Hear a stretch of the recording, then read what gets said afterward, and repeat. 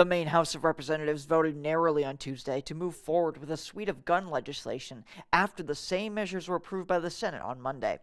One of the bills would seek to ban bump stock-like devices, and the other would implement a 72-hour waiting period on all firearm purchases. The definitions in this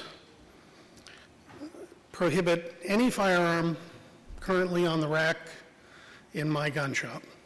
Discussion on the bills lasted for over 6 hours, with Democrats mainly arguing around what they say is a public health crisis of firearm deaths, and Republicans arguing these measures wouldn't make a difference, but instead would hinder responsible gun ownership.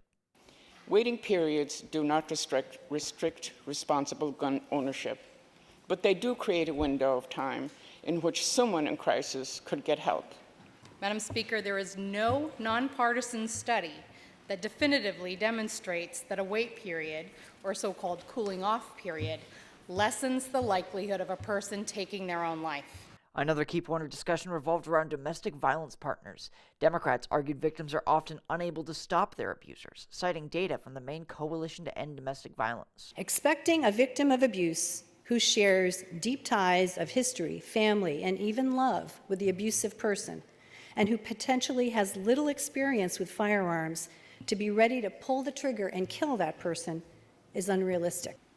As a woman, that's incredibly offensive and misogynistic to say that I don't have the mental and emotional fortitude in a moment of high intensity to be able to use a firearm to protect myself, my children, or my property. The bill squeaked by with votes of 74 to 72 for the bump stock ban and 74 to 73 for waiting periods. The House is scheduled to take up the final bill, which would institute a red flag law, on Wednesday, the final day of the legislative session. At the State House, I'm Corey Bouchard for ABC7 and Fox 22 News.